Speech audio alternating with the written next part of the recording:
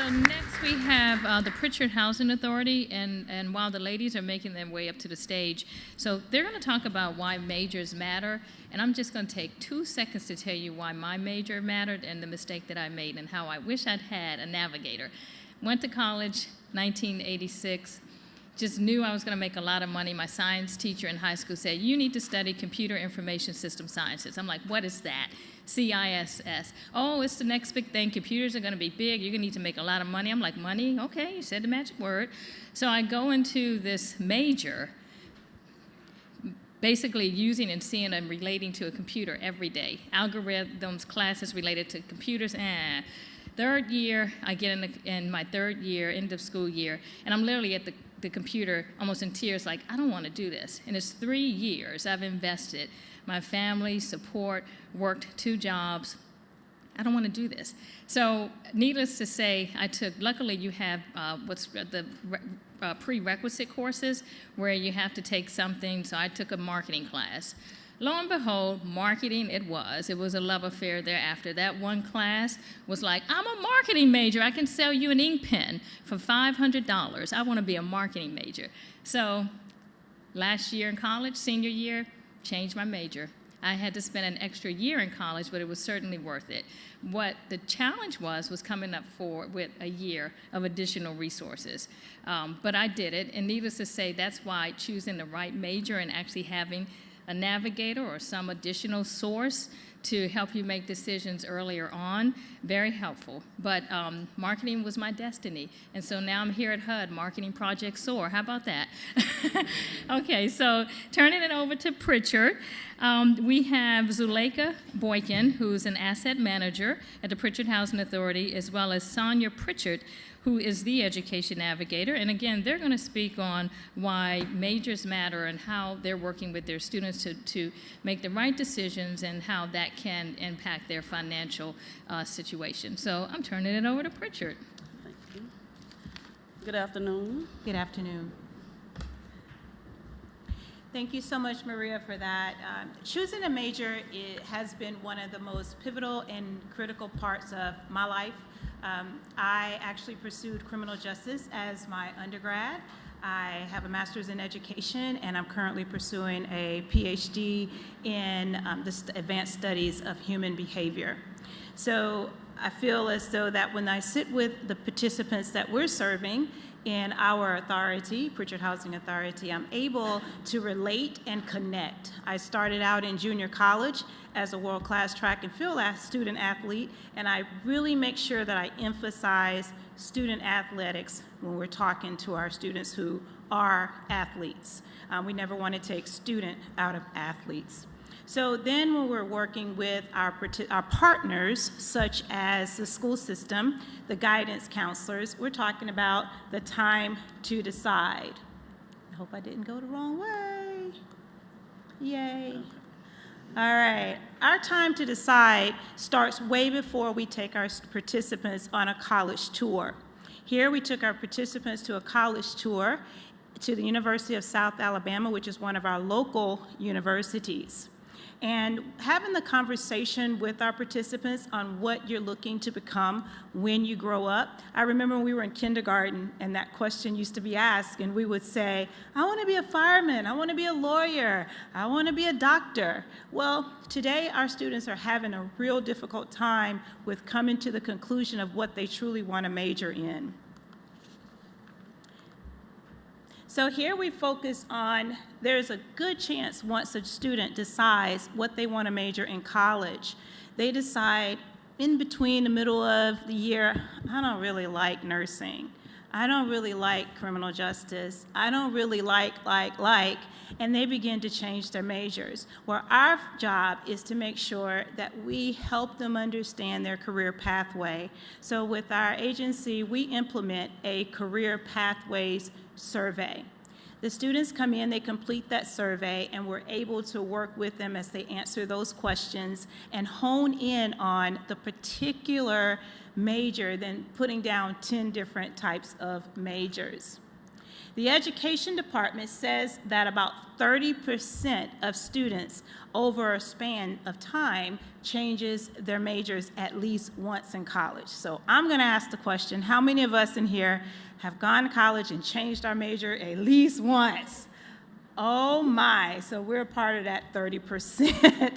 And so we can just sit around, and if we start to utilize our own personal experiences on why we chose to change our majors, think about that child or that young adult that's sitting before you and why they make that decision to change. According to the survey that was presented by the Gallup poll, they talked about ways in which we can begin that conversation and who students actually go to seek out what it is I want to become when I grow up. What should I major in? Should I stick to what mom and dad wants me to become, whether it's that doctor or that nurse, whether it's a male position or a female position? So we look at I'm going to look at 4 different ways in which we can begin to categorically talk about and who the participants actually talk to. They have formal sit-down conversations with guidance counselors, and also they pay attention to social media and the media. And they sit and they decide, well, that looks good. How many times have you ever looked at a picture and saw someone wearing a nice suit, or you saw someone that looked like something that you'd like to see as a kid, and you decide that's what I want to major in? Our kids do that too, so they do pay attention to media. So it's our jobs, even as college navigators, to listen to what they're saying and try to help them to understand dollars and cents. Informal social networking is with friends, family, and community leaders. Oftentimes, our students begin to talk to people who may not quite understand where they are, or we do not have family members that actually went to college, completed college, and as we heard earlier today, how many of us in this room are first-gen college students? And if you don't know what first gen means, that means the first generation. You are the first one in your immediate family to attend college and graduate. Informal school-based, that means you talk to someone in college, college staff such as professors, high school teachers, and coaches. And our last one is informal work based on talking to employers, coworkers, especially if students work during the summer and they may talk to managers or someone of that nature, but they've had some indication of a major or opportunities of certain majors.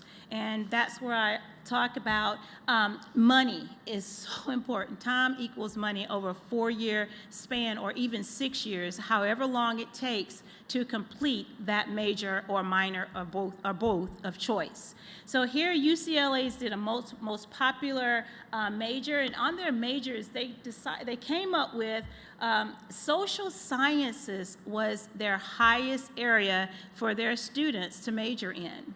How many of us in here have a social science degree? Yeah. And if you can see, there was a 4-way tie with the lowest, most popular, not really popular majors, which was visual and performing arts, interdisciplinary studies, English, and engineering. Sounds a little interesting, right? Because we think STEM is the way to go. If you want to make the big bucks, how many of us agree with that? Science, technology, engineering, and math? According to Douglas A. Weber, an associate professor of economics at Temple University, who studies earnings by academic field, the top quarter of earners who majored in English make more money. How many English majors do we have? Look at Tess, she's like, I'm in here. So now we know STEM is challenging, but at the end of the day, our English professionals are making the money. So followed closely behind psychologists and history majors. All right, psychologists, raise your hands. History majors. Okay. They'll tell us what they make later. All right, so Zalika, I'm just going to play this with you. So what are you majoring in? Communication. Oh, I thought you'd say biology, and I would say cool. These two young men are having a conversation, and they're really looking at the conversation, how many of our peers, when we sit down before them and they say, oh, I've talked to so-and-so and they're majoring in this, but I don't think I have the grades. I don't think I've studied to par. I don't think I'm ready. And you cop out. That's why I picked communication. Oh, that's why you picked Yeah, communications. I didn't want to do biology with the bones and. So it is important when we have peer-to-peer conversation with just the participants and how they go about selecting their majors. Our participants' number one major of choice in college was nursing was number one, followed by a close forensic science in the criminal justice field. And we have a few of our students who are already in college, and they are communications and music. And so we just basically foster their development through those majors to support them in terms of them completing their degree.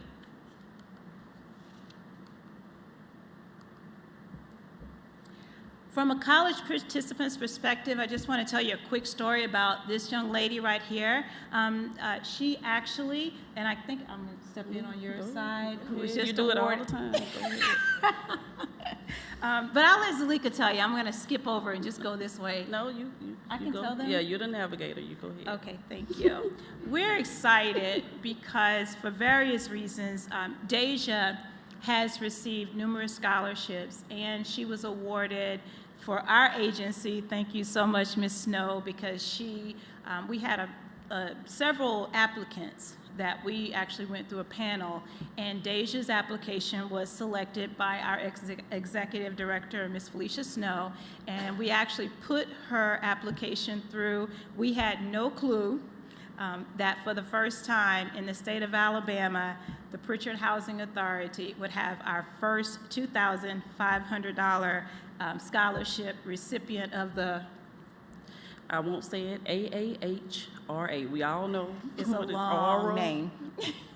Everybody's looking like, I don't go to those conferences. Well, it's the Alabama, what is it, Felicia? Alabama Association of Housing and Redevelopment. And so we were extremely proud because down in South Alabama, this was a huge accolade offset from our counterpart agencies that's next door to us. So also, we just want to say kudos, keep doing what we're doing. We're excited about the work that we continue to serve. We have many stories as well, such as what Seattle has about the opportunities that we can to work with the parents to support the choices of the students and keep pushing them in college and through college, because it's clear that the parents don't understand where the paths are leading. You gonna click it for me?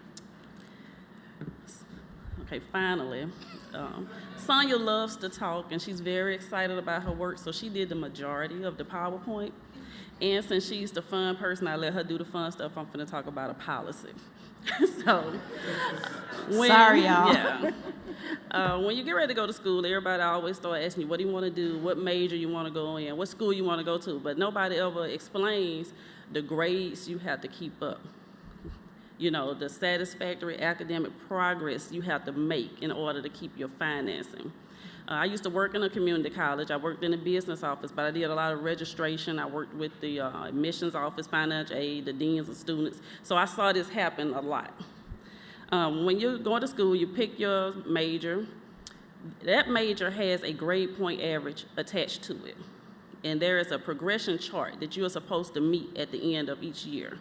You're supposed to meet with your counselors. Everyone doesn't do that, but that would help to make sure you stay on track. And it's also a very stiff repercussion if they do not follow through with the plan or change a major. So the first thing, they really should talk to somebody in the financial aid office. And that's the little financial aid person, because, you know, they're doing everybody's stuff. They really don't have time to tell them, so they shift them to the counselor. But they do give them a handout and a website normally to go to see what the requirements are. The first thing that we want to talk about is the grade point average. Every major has a grade point average assigned to it. Normally, people think you have to have a C average. Some you have to have a B, some you have to have a 3.6, so you really need to find out before you go into that major to make sure that it's something that you are willing to strive to do, because you can do it, but you have to really want to do it. The second thing is how quickly you have to move toward graduation. Again, they check your number of credits, how many you're supposed to complete each year, whether or not you have to go to summer school or not, what happens if you fall behind.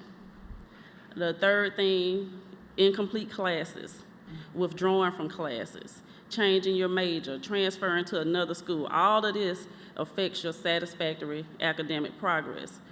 When you transfer schools, you're only allowed to take so many credits. So even if you transfer and keep the same major, you're still starting over because you're gonna lose probably a lot of your credits if you don't do it in the first year, because I think you can only transfer 16. If you withdraw from a class and you withdraw before the deadline, you're okay, but if you withdraw after the deadline because your financial aid has paid for it, then you have to receive that F for that class, which is gonna bring down your grade point average and put you on a schedule that you will have to meet to get your average back up, and you can only repeat that class, but you're only supposed to repeat it one time. You can repeat it more, but that's gonna make your average go down as well. Because when you repeat it, if you had an F at first, and then let's say you get an A, you don't get an A for your satisfactory academic progress, you get an average, even though you have an A on your transcript. The next one is how often you're evaluated. If you're not connecting with your counselor, you're not gonna be evaluated like you should be, but you will see an evaluation on each one of your grades at the end of the quarter or semester. It does have a line item on there that tells you where you are. Next is what'll happen if you don't make the progress that you need to. Again, if you're meeting with a counselor, you can get on a plan to get you back on track before it impacts your financial aid. But if you're not gonna find out until you attempt to go to class and you don't have any financial aid. Now, what can happen is they can put you on a 6-month plan to get your grades up, but it really depends on how bad your grades have gotten. And it can hold off your financial aid and cause you to run out of money because you only have Pell Grant for 6 years. So the last thing is whether or not it's the right decision for you if you can appeal the academic progress. They give you a lot of chances, so an appeal is very hard to get. You really would have to have a death of a family member, have had some kind of injury where you've been hospitalized or something of that nature, because most times they just associate it with you not doing your work and not taking it seriously. What about partying? I wanted to hang out with... No, you flunk. Oh. So you go to the parties and you good time it and you're out of money, so it's time for you to pick another major. And then some people think, okay, well, I did this at this school, so I'm just gonna transfer and go to another school. Financial aid is through the federal government. So that same progress that you had to do there, it follows you to the next school that you're going to, and depending on what school it is, it could even be more stringent than the one that you left. Plus, again, you're losing credits for your transfer. So you always still, too, have to complete your FAFSA, even if you're on academic probation. Because whenever they relieve the probation, they go right back to the FAFSA that you have that's current. So if you're not completing it and then you get off probation, that's gonna make it take longer for you to get your monies if you're eligible, because that time frame might be over for the quarter that you're in, where if you had actually completed it and they rewarded it back to you, you may have been able to get a refund of at least part of your money because they could use your financial aid to supplement it. Or you have to pay it back. Probably so. Like I said, I worked at a school, so most of the time you did have to pay it back, or either they had tried to get a loan, and this won't let you get a loan either. So it's across the board. Work, study, any of that, you are just disqualified from it. So Sonia was so nice to make this little map. She loves little maps and graphs and stuff. And it's got all the arrows pointing everywhere. And so this is how confused the kids are when they're trying to figure out how to get off of this probation and get their financial aid back. From working at the school, I think the key thing to the academic progress, first of all, is take it serious, whatever major you're going into. A lot of people go into health-related fields because they feel like it makes a lot of money, and then when they get to the microbiology and the organic chemistry, they want to switch to business. And of course, they haven't had enough prerequisites for that. So it's like they're starting over, so they've extended their college life. So depending on how long they've been in that field, then they may or may not have enough financial aid to take them through. And so now we have questions. So thank you so much. Let's give it up for Prichard.